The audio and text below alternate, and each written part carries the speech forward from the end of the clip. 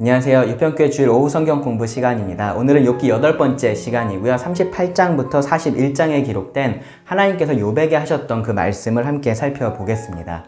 욥의 말이 그쳤고요. 그리고 욥의 친구들의 말도 그쳤습니다. 그리고 서프라이즈로 등장했었던 엘리후의 말도 37장까지 해서 마무리가 됐습니다. 그리고 마침내 하나님께서 나타나셨습니다. 욥과 친구들은요, 이 하나님과 하나님께서 하시는 일에 대해서 계속해서 이런저런 이야기들을 했습니다. 그것이 길게 이어졌는데요. 결국은 누구도 증명할 수 없는 그러한 이야기들이었죠. 그런데 하나님께서 직접 나타나신 겁니다. 욥이나 친구들 뿐만 아니라 이 욥기를 읽고 있었던 모든 사람들이 정말로 고대하던 그러한 본인 등판이 이루어진 거죠. 사실 독자들은요, 이 욥기의 시작부터 땅에서 벌어진 일만 이렇게 읽게 된 것이 아니라 사실은 하늘에서 있었던 그러한 일들도 읽게 됐었고 다 알고 있었습니다. 그러니까 친구들이 욥이 죄를 지어서 이러한 고난을 당한다라고 그렇게 말을 할 때 사실은 할 수만 있으면 아니야, 사탄이 시험하자고 했고 하나님이 그거 허락해 주셨어. 그래서 이런 일들이 벌어진 거야. 이제 그렇게 얘기를 해주고 싶었을 겁니다. 그런데 이제 하나님이 나타나셨으니까 정말로 속 시원하게 이제 모든 것이 다 드러나고 이제 잘잘못이 가려지겠구나, 이제 그런 기대를 자연스럽게 하게 됩니다. 하지만 하나님께서 하신 말씀을 보면요, 뭔가 우리의 기대와는 좀 달라요. 지금까지 계속해서 이 논쟁의 중심에 있었던 것은 욥의 고난이었잖아요. 그런데 그 고난에 대한 말씀은 보이지가 않습니다. 특히나 1장하고 2장에 기록됐었던 그 하늘에서의 일, 이제 그것이 이 고난을 이해하는 데 있어서 키가 될 것 같은데 그것에 대해서도 어떠한 힌트도 없습니다. 그런데 흥미롭게도요, 그렇게 하나님을 만나서 억울함을 토로하고 싶다라고 그렇게 얘기했었던 욥이 이 하나님의 말씀을 듣고 회개합니다. 그러니까 우리의 기대와는 좀 여러 방면에서 다르게 이 이야기가 진행이 되고요. 반전이라고 할 수 있겠죠. 이제 그 이야기를 좀 함께 살펴보겠습니다. 38장입니다. 하나님께서 나타나셨고 말씀을 하셨습니다. 1절에 보시면 그때 여호와께서 폭풍우 가운데 욥에게 말씀하여 이르시되, 하나님은요, 이 친구들과 욥의 말에서는 항상 하나님이었어요. 그러니까 1장, 2장에서는 여호와라는 단어가 등장을 했었는데 친구들의 말에서는, 그리고 욥의 말에서도 이 여호와라는 단어가 등장을 하질 않습니다. 계속해서 이들은 하나님으로만 말했습니다. 그런데 여기서는 보면은 여호와가 나타나셨다라고 말씀을 합니다. 그러니까 모든 친구들 그리고 모든 사람들이 인정했었던 것처럼 하나님은 전능하시지만 그렇다고 해서 어떠한 작은 일에는 관심이 없거나 혹은 모르고 계시거나 그렇지 않다라는 겁니다. 하나님은 여호와로서 계시는 하나님이십니다. 후에 가서는 하나님께서 이 여호와를 언약의 이름으로 드러내기도 하셨죠. 그 백성들과 함께 계신다라는 의미로서 그렇게 드러내셨던 겁니다. 욥은 자기 주변에 어디를 둘러봐도 하나님이 계시지 않는다라고 그렇게 답답함을 호소했었잖아요. 그런데 사실 하나님은 어디에도 계시는 그러한 하나님이셨습니다. 엘리후의 말처럼 하나님은 고난을 통해서도 욥에게 말씀하실 수 있는 그러한 하나님이셨고요. 그리고 사실은요, 이 고난이 아니어도 하나님은 말씀하고 계셨다라는 것을 이제 욥이 알게 될 겁니다. 하나님께서 그것을 알게 하십니다. 하나님께서 나타나셨습니다. 폭풍 가운데 위험을 보이시면서 하나님께서 나타나셨고요, 말씀하셨습니다. 1차적으로 욥에게 말씀하셨죠. 욥에게 말씀하여 이르시되. 그런데 이것이 욥에게만 하나님께서 보이셨던 것이 아니고 욥에게만 이렇게 속삭이듯이 말씀하셨던 것이 아니니까 그 자리에 있었던 모든 사람들은 이 하나님의 말씀을 들을 수 있었을 겁니다. 이 폭풍 가운데서 들리고 있는 이 소리가 하나님의 소리다, 하나님의 말씀이다라는 것을 이들이 다 알 수 있었고요, 확신할 수 있었을 겁니다. 이런 유사한 경험을 시내산에서 이스라엘 백성들이 했었죠. 그들은 이제 우레와 번개와 같은 것으로 이제 하나님의 그런 임재를 경험을 하게 되는데요. 그때 모세한테 와서 뭐라고 얘기를 했었냐면은, 모세, 당신이 우리들에게 말해주면 우리가 들을 테니까 하나님이 우리에게 말씀하시지 않게 해달라. 하나님의 말씀을 직접 듣고 싶지 않다. 그렇게 간청을 했었습니다. 그만큼 이 하나님의 임재를 경험한다라는 것은 두려운 일인 거죠. 무서운 일인 겁니다. 사람이 경험하고 싶지 않은 그러한 일인 거예요. 이렇게 하나님을 만나는 거는요. 아마 욥하고 친구들도 비슷했을 겁니다. 하나님께서 나타나셔서 이 말씀을 하시는 이 순간은요, 어쩌면 그들이 가장 고대하고 있었던 그러한 순간이었을 거고요, 또 다른 한편으로는 아마도 가장 두려운 그러한 순간이었을 겁니다. 욥에게 말씀하시는 하나님은요, 결정적으로 왜 욥이 이러한 고난을 당했는지를 가장 잘 알고 계십니다. 그런데 그런 욥을 하나님은 위로하려고 하시거나 그러한 고난의 이유를 차근차근히 이렇게 설명해 주시거나 하는 우리가 기대하는 그런 따뜻함, 그러한 것은 여기서 찾아볼 수가 없습니다. 우리의 기대하고는 확실히 달라요. 오히려 하나님은요, 이 하나님의 말씀은요, 위로보다는 욥을 신문하는 것에 더 가깝습니다. 2절 3절 말씀을 보시면 무지한 말로 생각을 어둡게 하는 자가 누구냐? 너는 대장부처럼 허리를 묶고 내가 너에게 묻는 것을 대답할지니라. 처음부터 굉장히 강하고 도전적으로 하나님은 말씀을 하십니다. 우리는요, 다른 사람이 제대로 알지도 못하면서 나에 대해서 이런저런 이야기들을 하는 건 이러쿵저러쿵 이야기하는 것들을 굉장히 싫어하고요. 또 그런 것 때문에 상처도 사실 많이 받죠. 요즘에는 가짜뉴스라는 것이 이게 굉장히 이슈가 많이 되는데, 그런데 그 전에도 사실은 그런 문제들은 많이 있었습니다. 다만 이제 오늘날에는 이 정보가 퍼져가는 속도가 굉장히 빨라졌고 편리해졌기 때문에 이제 그러한 뉴스들이 어떤 일정 장소나 일정 사람들 사이에서만 이렇게 공유되는 게 아니라 훨씬 더 쉽게 퍼져가고 있는 거죠. 그래서 문제가 되고 있는 건데요. 우리가 하나님의 입장에서, 여러분들이 하나님의 입장에서 이 욥과 친구들의 말을 계속해서 듣고 있었다라고 여러분 한번 생각해 보시기 바랍니다. 그들이 서로 지혜가 있다라고 말을 하면서 하나님에 대해서 말을 했습니다. 이렇게 저렇게 그들의 생각들을 이야기를 했습니다. 그런 것들이 하나님에게 어떻게 들렸을까요? 여기서 하나님께서 말씀하시는 것처럼 그러한 말들은요, 무지한 말들이었을 겁니다. 나중에 이것을 사실 욥도 인정을 하는데요. 물론 그렇다고 해서 이들이 했었던 말들이 다 틀린 말들은 아니에요. 분명히 맞는 말들이 있습니다. 그런데 하나님처럼 다 알지 못하고서 하는 이야기들이었기 때문에 결국은 이 진실을 흐리게 만들었었던 거죠. 그래서 하나님께서 무지한 말이라고 표현을 하신 건데요. 그래서 이 지혜가 있다라고 말했던 이 욥의 무지함을 이제부터 하나님께서 드러내십니다. 38장에서 39장까지 하나님은요, 이 욥뿐만 아니라 모든 사람들이 동일하게 대답할 수밖에 없는 그러한 질문을 정말로 쏟아내십니다. 이 쏟아내신다라는 말이 맞는 것이요, 하나님은요 계속해서 질문을 하세요. 어떤 사실을 그냥 이야기하시는 것이 아니라 욥에게 질문을 하십니다. 욥이 하나님에게 질문을 했었죠. 근데 이제는 하나님께서 욥에게 질문을 하시는 겁니다. 그리고 이 질문들에 대한 답은요, 다 정해져 있습니다. 뭐냐면요, 알지 못합니다 이거나 혹은 하나님이십니다 입니다. 먼저 하나님의 첫 번째 말씀입니다. 38장부터 39장까지 이어지는데요.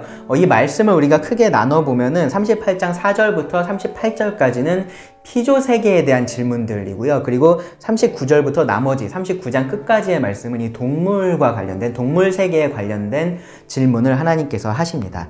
피조 세계에 대한 질문은 육지와 바다, 빛과 어둠, 기상현상, 별과 별자리, 그리고 구름과 같은 그러한 것들에 대한 질문들이 포함이 되어 있고요. 그리고 동물에 대해서는 사자, 까마귀, 산염소, 들나귀, 그리고 들소, 타조, 말, 매, 독수리, 이제 그러한 것에 대한 질문들이 포함되어 있습니다. 하나님은 오히려 이렇게 익숙하게 볼 수 있고 알고 있다라고 생각하는 그러한 것들에 대해서 이러한 질문들을 던지셔서 욥이 내가 정말로 아는 게 아니구나 라는 것을 깨닫게 그렇게 하십니다. 먼저 하나님은 땅을 창조하실 때 욥이 어디에 있었느냐라고 물으십니다. 38장 4절에 보시면 내가 땅에 기초를 놓을 때에 네가 어디 있었느냐, 네가 깨달아 알았거든 말할지니라 라고 물어보시죠. 7절 말씀에 따르면 그때에 하나님의 천사들, 여기 새벽별 혹은 하나님의 아들들이라고 표현이 되어 있는데 천사들입니다. 이 천사들은 하나님과 함께 있었어요. 이 세상을 창조할 때요, 이 물질 세계를 창조할 때 그들은 함께 있었지만 욥은 아니죠. 욥이 아니라 첫 사람이었던 아담과 하와도 이 땅이 창조될 그 순간에는 아직은 창조되기 전입니다. 존재하지 않았었습니다. 하나님은 여기서 이 건축하고 관련된 용어들을 사용을 하세요. 여기 표현을 보시면 기초를 놓는다 라는 표현도 나오고 5절에는 보시면 도량법을 정하고 그 줄을 그것들 위에 띄우고 그런 표현들이 나오죠. 6절에서도 뭐 주추는 무엇 위에 세웠으며 그 모퉁이 돌을 누가 놓았느냐 이러한 표현들을 사용을 하십니다. 건축하고 관련된 표현인 거죠. 그러니까 이 땅이라는 것이, 이 물질 세계라는 것이 그냥 우연히 그렇게 생겨났거나 아니면 그냥 되는 대로 만들어졌거나 이제 그런 것이 아니라는 거죠. 정교한 계획에 따라서 지어졌다라고 하나님께서 말씀을 하시면서 네가 그렇게 했냐라고 하나님께서 물으시는 겁니다. 그러한 계획들은 사실 하나님이 세우셨고요. 욥은 전혀 알지도 못합니다. 왜냐하면 그때 존재하지도 않았었기 때문입니다. 욥은 아무런 대답도 할 수 없는 거죠. 이 질문에 대해서요. 다음으로 하나님은요, 바다에 대해서 말씀을 하십니다. 8절부터 11절인데요. 배를 타고 이렇게 먼 바다까지 나가보신 분들은 아마 경험적으로 더 잘 알고 계실 것이고요. 그렇지 않아도 이렇게 파도가 크게 치는 바다를 가까이에서 보신 분들은 이 바다의 힘이라는 것이 얼마나 강한지 그 힘에 좀 압도되는 그런 경험들을 한두 번씩 여러분 해보셨을 겁니다. 육지에 있으면서 그 파도가 여기까지 오지 못한다라고 그렇게 생각을 하니까 그래도 괜찮은 거지, 그렇지 않으면요, 이 바다 근처까지 가는 것도 사실은 쉽지 않을 겁니다. 오늘날에도요. 더구나 고대인들에게 있어서는요, 이 바다는 정말로 두려운 존재였습니다. 그래서 이 바다하고 관련된 신에 대한 이야기들, 전설 같은 이야기들도 정말로 많이 있죠. 뭐 바다 괴물에 대한 이야기들도 많이 있고요. 욥기에서는요, 이미 그러한 거대한 바다 괴물에 대한 언급이 몇 차례 있었습니다. 또 우리가 뒤에서도 보게 될 텐데요. 그래서 이 바다라는 것이요, 그들에게 있어서는 정말로 강력한 힘, 두려움의 상징과도 같은 것입니다. 그런데 하나님께서 욥에게 물으시는 거죠. 누가 이 바다의 경계를 정했냐? 누가 육지와 바다를 나누었냐? 라고 하나님 물으시는 겁니다. 그 강력한 힘을 제압한 자가 누구냐라고 물으시는 거죠. 욥이나 다른 사람들이 아니라 하나님이십니다. 창세기 1장 9절에 보시면은 하나님이 이르시되 천하의 물이 한 곳으로 모이고 묻이 드러나라 하시니 그대로 되니라 라고 말씀을 합니다. 이 단순한 사실을 시적인 표현으로 바꾸면은 욥기 38장 8절에서 11절 말씀이 되는 겁니다. 바다가 그 모태에서 터져 나올 때에 문으로 그것을 가둔 자가 누구냐? 그때 내가 구름으로 그 옷을 만들고 흑암으로 그 강보를 만들고 한계를 정하여 문 빗장을 지르고 이르기를 네가 여기까지 오고 더 넘어오지 못하리니 너의 높은 파도가 여기서 그칠지니라 하였노라. 하나님께서 바다를 창조하시고 이렇게 다스리시는 겁니다. 여기까지만 오고 더는 넘어오면 안 된다라고 하나님께서 그렇게 정하셨고요. 그리고 바다는 그렇게 운영이 됩니다. 그리고요, 이제 12절부터 15절에 이어지는 말씀에서 하나님은 아침에 대해서 말씀을 하시는데요. 여기서 하나님께서 이렇게 좀 보여주시는 이미지도 굉장히 흥미롭습니다. 마치 아침에 엄마가 이 아이를 깨우고 나서 이불을 털어서 자리를 정리하는 것처럼 하나님께서 이 아침에 대해서 그렇게 말씀을 하세요. 하나님께서 아침을 깨워서 이 땅의 끝을 붙잡고 털어서 어둠을 좋아하는 악한 자들을 떨쳐버리신다라고 12절, 13절에서 말씀을 합니다.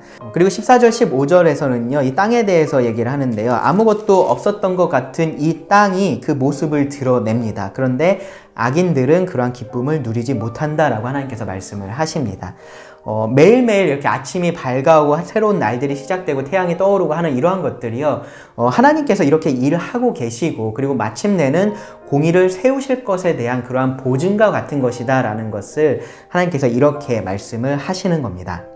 다음으로 16절부터 18절에서는 다시 이제 바다와 땅에 대한 이야기로 넘어가는데요. 근데 이번에는요, 무엇을 강조하시냐면은 이 볼 수 없는, 사람이 측량할 수 없는 그 깊이와 크기에 대해서 하나님께서 물으십니다.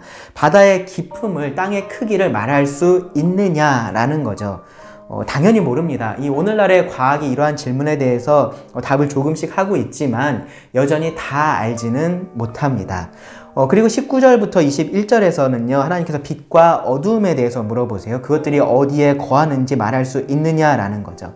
그러면서 잠깐 이제 질문을 멈추시고 이렇게 말씀을 하십니다. 21절을 보시면 네가 아마도 알리라. 네가 그때에 태어났으리니 너의 횟수가 많음이니라. 말의 문맥에서 뉘앙스를 읽지를 못하면 이해하기 힘든 말인데요. 문맥상 하나님은 반어적으로 지금 말씀을 하고 계시는 겁니다. 욥은 그때 태어나지 않았고요. 횟수가 그렇게 많지 않습니다. 따라서 알지 못한다라는 말씀을 하시는 거죠. 욥이 마치 모든 것을 아는 것처럼 말한 것에 대해서 하나님께서 이렇게 책망을 하시는 겁니다. 그리고요, 22절에서 30절에서는요, 이 기상현상과 관련된 질문을 하십니다. 하나님은 눈과 우박을 주관하셔서 때로 그것을 전쟁에 사용하기도 하세요. 23절 말씀해 보시면. 또 실제로 여호수아 때 그런 일들이 있었었죠. 그리고 애굽에 내린 재앙 중에 하나도 이 우박이었습니다. 번개가 어디로 뻗치는지도 하나님께서 정하시는 것이고요. 바람이 어디로 흩어지는지도 24절에 보시면은 그것도 하나님께서 정하신 일들입니다. 오늘날의 이제 슈퍼컴퓨터라는 것이 기상현상을 예측하고 있죠. 그것을 우리가 이제 일기예보로서 듣고 있는데 사실 한계가 있다는 거 우리가 요즘에 너무 잘 알고 있습니다. 엄청나게 많은 변수가 거기 있기 때문에 그런 건데요. 그런데 하나님은요, 이 번개가 어디로 칠지도 알고 계신다라는 거죠. 왜냐하면 그것을 정하시는 분이 하나님이시기 때문입니다. 이 땅에 비를 내리시고요. 그리고 사람이 살지 않는 곳에도 풀이 자라게 하시고 나무가 자라게 하시고 생명이 살아가게 하시는 분도 하나님이십니다. 25절부터 27절의 말씀이 그 말씀입니다. 비든지 뭐 이슬이든지 얼음이든지 설이든지 이것들이 생겨나는 원리는 우리가 지금 과학을 통해서 알고 있죠. 그런데 그러한 원리를 만드신 분은 누구십니까? 하나님이십니다. 하늘에 대해서 말씀을 하시면서요. 하나님은요, 이제 38장 31절에서 33절에서 밤에 보이는 이 별들에 대해서 하나님께서 물으십니다. 31절에 보시면은 네가 묘성을 메어 묶을 수 있으며 삼성의 띠를 풀 수 있겠느냐라고 하나님께서 물으세요. 이 묘성과 삼성에 대한 말씀 굉장히 흥미로운 말씀인데요. 창조과학에서 여러분들 배울 수 있는 말씀입니다. 묘성은요, 황소자리 별들을 말을 하고요. 그리고 삼성은 오리온 자리에 있는 별들입니다. 묘성은 그냥 흩어져 있는 별들로 그렇게 여겨져 왔었는데, 그런데 오늘날에 와서는요, 그것이 성단이라는 것으로 이렇게 묶여 있다라는 것이 발견이 되었고요. 반대로 삼성은요, 떼어낼 수 없게 강하게 묶여 있는 것처럼 그렇게 보여서 그렇게 생각을 해 왔었는데, 지금은 점점점 이렇게 흩어지는 별들로 알려져 있습니다. 그러니까 인간으로서는 할 수 있다라고 상상조차 하지 않는 그러한 일들, 이 묘성을 묶어 놓는다라거나 삼성의 띠를 풀어 놓는다라는 것, 그러한 일들을 하나님은 하십니다.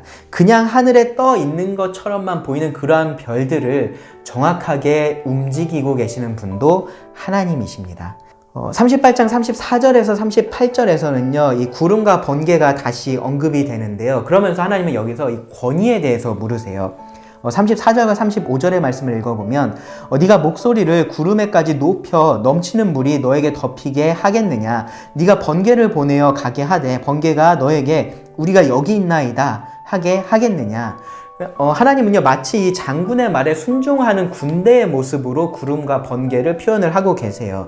누구도 이렇게 할 수 없죠. 구름이 움직이고 번개가 치는 이러한 자연 현상을 사람은 관찰할 수는 있습니다. 그리고 그것에 따라서 어떻게 대응해야 할지를, 뭐 구름을 보면서 비가 오겠구나라고 생각을 한다거나 번개가 치는 것을 보면서 그 자리를 피하거나 뭐 그러한 것들을 어느 정도 지혜롭게 행할 수는 있습니다. 그런데 그런 것 자체를 원하는 대로 조정할 수는 없죠. 비를 오게 만들 수 없고 구름이 생겨나게 할 수 없고 번개가 원하는 자리에 치게 그렇게 할 수는 없습니다. 그런데 하나님은 그렇게 하신다라는 거죠. 마치 장군이 그 군대를 그 말로써 움직이는 것처럼 하나님은 실제로 이러한 일들을 하신다라는 겁니다. 자, 이제 39절부터 시작해서 39장 끝에까지의 말씀은 동물들에 대한 질문입니다. 좀 빠르게 살펴보겠습니다.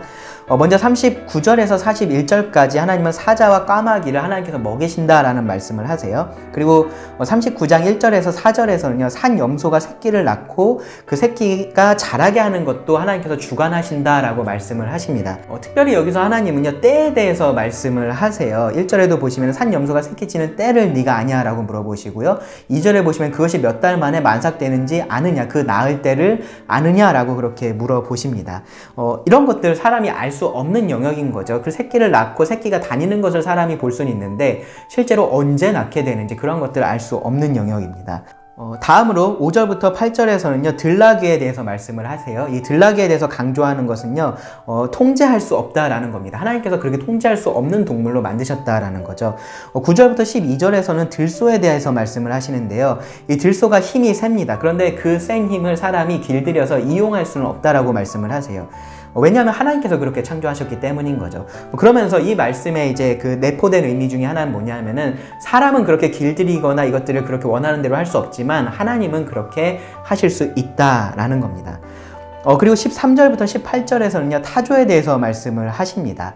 그런데 이 타조에 대해서 말씀하실 때 하나님은 그 어리석음을 강조를 하시는데요. 타조가 자기 알을 돌보지 않고 그 새끼를 모질게 대하는 것이 사람이 보기에는 좀 이해하기 어려운 일들인 거죠. 어리석은 겁니다. 그런데 하나님께서 그렇게 만드셨다라고 합니다. 17절에 보시면은 이는 하나님이 지혜를 베풀지 아니하셨고 총명을 주지 아니함이라. 하나님께서 타조에게 지혜를 주지 않고 그런 총명을 주지 않으셨기 때문에 타조가 그렇게 행동을 한다라는 겁니다. 이것을 또 생각해 보면요, 사람에게 그러면 지혜를 주신 분도 하나님이시다라는 것을 우리가 알 수 있는 거죠. 그리고 13절에는 보시면 타조가 즐거이 날개를 치나 학의 깃털과 날개 같겠느냐라고 물어보시죠. 날개가 있지만 날지는 못합니다. 그리고 18절 말씀에는 그렇지만 굉장히 빠르게 달릴 수 있다라는 것을 또 말씀을 하십니다. 이러한 것들도, 그러니까 타조가 조금은 특이하게 이렇게 행동하는 것들, 이러한 것들도 다 하나님께서 그렇게 만드셨다라는 것을 하나님께서 강조를 하시는 겁니다. 동물들이 다 동일한 모습이 아니고 다양한 것들, 각각의 어떤 면에 있어서는 굉장히 지혜로워 보이는데 또 어떤 면에 있어서는 굉장히 좀 어리석어 보이는 그러한 것들이 다 하나님께서 하신 일이다라는 거죠. 하나님께서 그렇게 하실 권리가 있고요. 또 그렇게 하실 능력이 있습니다. 또 그렇게 하시는 목적도 있습니다. 그것을 하나님은 다 알고 계시지만 우리는 다 알 수 없다라는 겁니다. 그리고 19절에서 25절은요, 이 말의 강인함에 대해서 하나님께서 강조를 하십니다. 앞에 나온 동물들하고는 다르게 말은 사람이 길들여서 자신들의 목적에 맞게 이용을 하잖아요. 특별히 여기 말씀해 보시면 이 전쟁에서 큰 힘을 발휘하는 것을 하나님께서 말씀을 하시는데요.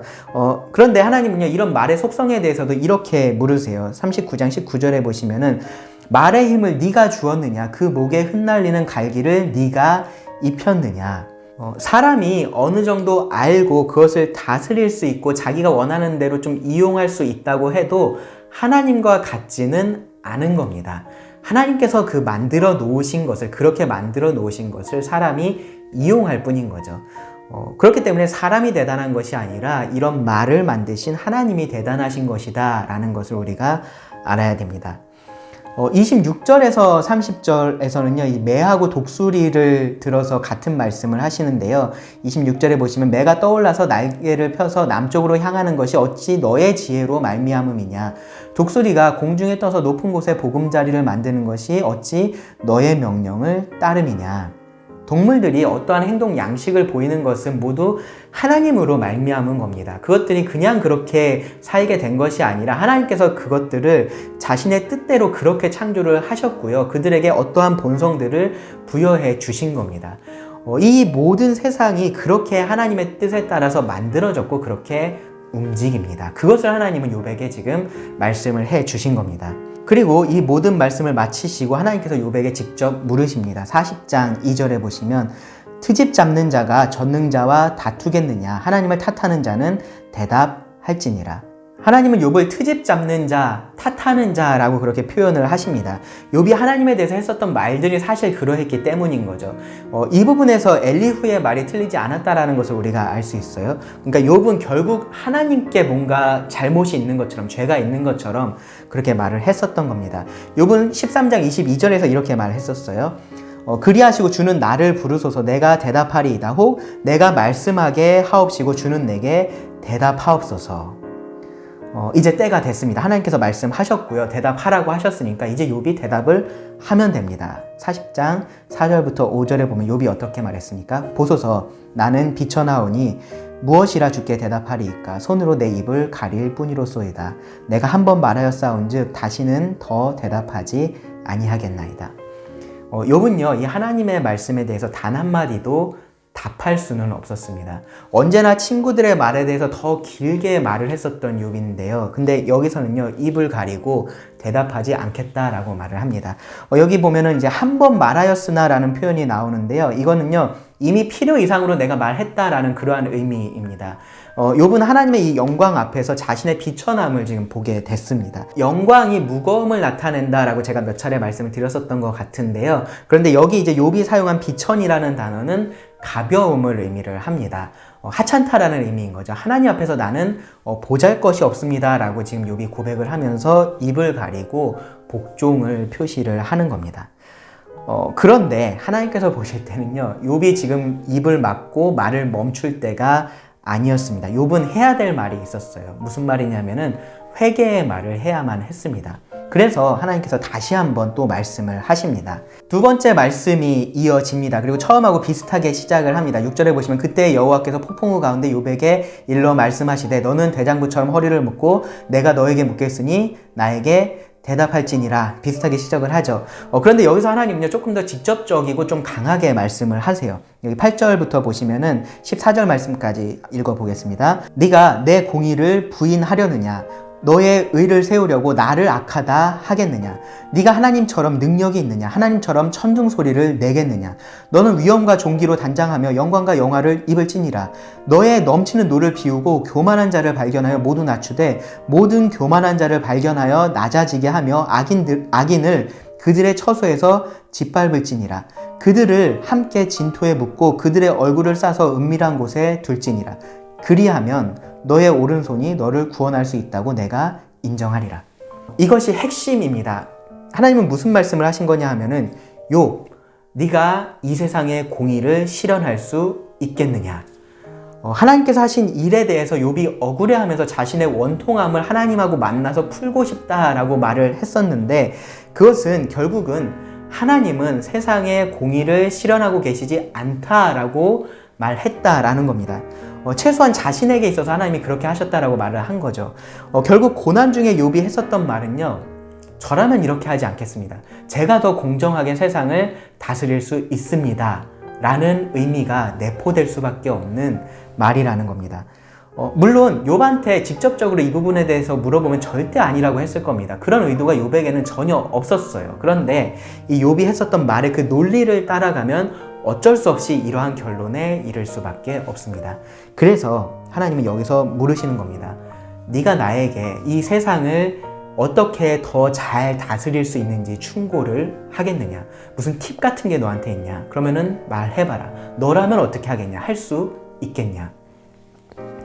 욥이 그렇게 할 수 없다라는 것을 하나님은 이미 말씀을 해 주셨고요. 이제 두 짐승을 통해서 그것을 증명해 주실 겁니다. 이 두 짐승은요, 베헤못과 리워야단입니다. 40장 15절에 보시면은 베헤못이 나오고요. 그리고 41장 1절에 보시면은 리워야단이 나옵니다. 예전 번역에서는요, 하마하고 악어라고 그렇게 번역이 되어 있었어요. 그래서 어렸을 때 이 욥기 말씀을 읽으면서 하마하고 악어가 이렇게 대단하다고 하면서 그렇게 읽었었던 기억이 나요. 40장 17절을 보면은 이 꼬리 치는 것에 대해서 백향목이 흔들리는 것 같다라고 그렇게 표현을 했는데, 뭐 백향목을 정확히는 모르겠지만 나무가 흔들리는 것처럼 그렇게 큰 거대한 것으로 지금 말씀을 하고 있는 것 같은데, 사실 하마꼬리는요 거의 보이지도 않을 정도로 굉장히 귀엽거든요. 그러니까 이 말씀이 제가 잘 이해가 안 됐었어요. 또 악어에 대한 설명도 41장에 보시면은 우리가 오늘날에 보는 악어하고는 좀 거리감이 있죠. 학자들은 이 베헤못과 리워야단이 무엇인지에 대해서 많은 연구를 했는데요. 그런데 아직까지도 합의된 의견에 이렇게 도달하지는 못했습니다. 그래서 여기 번역도 그냥 베헤못, 리워야단이라고 그 원어 그대로 그렇게 되어 있는 거죠. 이 지구의 연대를 어떻게 보느냐에 따라서도 이 의견들이 많이 달라지고, 뭐 어떻게 이 말씀들을 문자적으로 어느 정도까지 받아들일 거냐에 따라서도 이 의견들이 달라집니다. 그런데 우리가 이 성경의 역사를 또 문자적으로 받아들이고 이 말씀들을 문자 그대로 우리가 믿을 수 있다면, 가장 유력한 것은요, 역사상 가장 크고 사나웠었던 동물, 공룡에 대한 묘사일 겁니다. 정확히 어떤 종류의 공룡인지는 우리가 좀 특정 짓기는 어렵지만, 근데 가장 강하고 사나운 동물로서 욥의 시대에 알고 있었던 그러한 동물로서 우리가 이해를 하면은 될 것 같습니다. 이들에 대한 묘사를 보면요, 이 동물들은요 아주 거대하고 강합니다. 그것이 아주 강조가 되어 있어요. 사람이 길들일 수도 없고 사냥할 수도 없는 그런 종류의 동물들입니다. 특별히 리워야단이 더 그런데요, 여기 베헤못은 40장 19절에 보시면은 하나님이 만드신 것 중에 으뜸이다 라고 그렇게 표현이 되어 있고요. 그리고 리워야단에 대해서는 41장 33절과 34절에 보시면은 세상에는 그것과 비할 것이 없으니 그것은 두려움이 없는 것으로 지음 받았구나. 그것은 모든 높은 자를 내려다보며 모든 교만한 자들에게 군림하는 왕이니라. 이런 거대한 동물들 앞에서조차도 사람은요 무력해지고요, 따라서 겸손해질 수밖에 없습니다. 자신이 한없이 초라하고 작게 여겨지는 겁니다. 정말로 이런 것들을 눈앞에 마주하게 되면요 그렇다는 거죠. 그런데 하나님께서 여기서 지금 하시고자 하시는 말씀은 뭐냐면은, 이 동물들이 그런데 하나님은 어떤 분이시겠냐라는 겁니다. 두 동물을 하나님께서 묘사하시면서 계속해서 누가라고 물어보세요. 누가 이 동물들을 잡을 수가 있으며 누가 이 동물들을 길들일 수가 있느냐, 누가 이 동물들을 통제할 수가 있겠느냐. 대답은 뭐였죠? 정해진 대답, 당연히 없습니다입니다. 그런데 이 질문에는요 다른 앞의 질문들과 마찬가지로 숨겨진 답도 있어요. 뭡니까? 바로 하나님입니다. 사람을 놓고 봤을 때는 누구도 그렇게 할 수 없지만 하나님은 그렇게 하실 수 있다라는 것을 하나님은 말씀을 하시는 겁니다. 이 동물들을 만드신 분이 하나님이실 뿐만 아니라 누구도 대적할 수 없는 것 같은 이러한 것들을 그 발 아래 두시고 원하는 대로 움직일 수 있는 분이 하나님이십니다. 그래서 이 말씀 중간에요, 하나님은 이렇게 물어보셨어요. 41장 10절에 보시면은 아무도 그것을 격동시킬 만큼 담대하지 못하거든 누가 나에게 감히 대항할 수 있겠느냐? 누가 먼저 나에게 주고 나로 하여금 갚게 하겠느냐? 온 천하에 있는 것이 다 내 것이니라. 하물며 하나님께서 창조하신 이 동물들에게도 사람이 대항하지를 못하는데 하나님에게 대항할 수 있는 사람은 없습니다. 하나님께 없는 무언가를 주고 그것에 대한 대가로 무언가를 받을 수 있는 사람 없습니다. 모든 것이 다 하나님의 것이기 때문입니다. 여기서 이 욥기에서 계속해서 제가 언급했었고 이 친구들이 계속해서 말했었던 그 인과응보 신학의 허구성이 분명해집니다. 세상의 모든 종교가요 이런 원리 위에 있어요. 인과응보의 원리 위에 있습니다. 그런데 진정한 하나님을 섬기는 자들은요 이런 생각들을 버려야 됩니다. 하나님께 무언가를 드리면 하나님이 내가 원하는 나에게 필요한 무언가를 주는 것이 신앙생활이 아닌 거죠. 뭐 의도적으로 그렇게 하지는 않더라도 내가 이렇게 했으니까 하나님이 이런 것쯤은 나한테 해줘야지, 그래야지 당연하지 라는 생각을 여러분들 하신 적이 있다면 그런 생각들을 좀 버리셔야 됩니다. 그것은요 하나님을 뭔가 부족한 분처럼 만드는 그러한 것이기 때문입니다. 내가 하나님에게 있어서 뭔가 대단한 존재이거나 하지 않다라는 거죠. 크신 하나님께서 나에게 은혜로 베풀어 주시는 그 일들을 통해서 우리가 하나님을 알게 되고요. 그 크신 하나님을 알게 되고 그리고 그 하나님을 알수록 우리가 하나님을 더 사랑하게 되고 그렇기 때문에 이 세상 가운데 그 하나님을 높이는 것, 그것이 하나님께 영광 돌리는 거잖아요. 그렇게 하는 것이 신앙생활입니다. 다음으로 이 욥에게 하셨던 하나님의 말씀을 통해서 우리가 꼭 알아야 할 것 한 가지를 더 말씀을 드리고 오늘 강의를 마치겠습니다. 뭐냐면요 바로 이 일반 계시에 대한 거예요. 일반 계시의 역할입니다. 생각해보면요 욥이 계속해서 하나님께 구하고 원했던 것은요 특별 계시예요. 특별 계시. 하나님께서 특별히 지금 나타나셔서 이 상황에 대해서 좀 말씀을 해주십시오. 그것을 욥이 원했고요. 그것을 계속해서 하나님께 구했습니다. 그런데 엘리후의 말처럼 하나님은요 이미 말씀을 하고 계셨어요. 그렇죠? 이 고난을 통해서도 이미 말씀을 하고 계셨습니다. 그런데 이 하나님의 말씀을 보면 욥에게 하셨던 이 하나님의 말씀을 보면 하나님은 고난이 아니더라도 이 만드신 온 우주를 통해서 이미 말씀을 하고 계셨습니다. 이미 욥에게 필요한 말씀을 하나님께서 주고 계셨습니다. 그것이 바로 우리가 일반 계시 혹은 자연 계시라고 부르는 거죠. 욥과 친구들은요 꽤나 지혜로운 사람들이었어요. 많은 것들을 알고 있었습니다. 이 자연계에 대해서 다른 사람들보다 아마 더 많은 지식을 갖춘 그런 지식인들이었을 겁니다.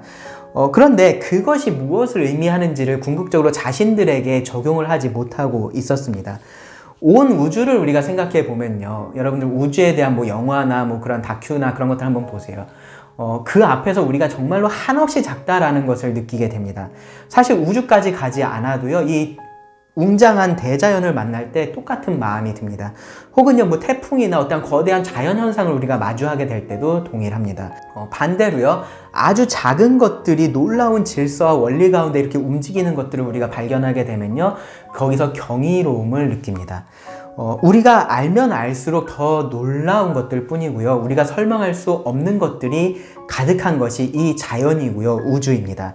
그리고 사실은요, 그것들이 자연이 아닙니다. 저절로 생겨난 것들이 아니라 하나님께서 만드신 것들입니다. 피조계인 거죠. 이 피조 세계가 우리로 하여금 두려워하게 하고요, 경이롭게 하고요, 또 겸손하게 만든다면 하나님은 얼마나 더 우리로 하여금 그렇게 만드는 분이십니까? 그것이 바로 이 하나님께서 하셨던 말씀의 핵심입니다. 오늘날 우리는요, 과거보다 훨씬 더 많은 지식들을 가지고 있습니다. 그리고 이 지식들은요, 우리를 교만하게 할 수 없습니다. 왜냐하면 알수록 우리가 모르는 것이 더 많다라는 것을 점점 알아가고 있기 때문에 그렇습니다. 하나님께서 만드신 이 피조물 앞에서 우리는 겸손할 수밖에 없고요. 창조주 하나님을 바라볼 수밖에 없습니다. 시편 19편의 말씀처럼 하늘은 정말로 하나님의 영광을 선포하고 있고 궁창이 그의 손으로 하신 일들을 나타내고 있습니다. 로마서 1장에서 바울이 말했었던 것처럼 창세로부터 하나님의 보이지 아니하는 것들, 그 능력과 그 신성이 하나님께서 만드신 이 만물에 분명히 보여서 알려졌습니다. 계속해서 우리들에게 알려지고 있습니다. 우리가 그것을 바르게 바라볼 때 우리는 하나님을 알 수 있고 우리가 하나님 앞에서 어떠한 자들인지를 알 수가 있고요. 그렇기 때문에 우리가 어떻게 하나님을 섬겨야 하는지도 알 수 있습니다. 하나님은 욥에게 특별한 계시를 주지 않으셨습니다. 오히려 이 욥이 이미 알고 있었던 그런 것들을 깊이 깨닫게 하셨습니다. 그리고 마침내 욥이 입을 엽니다.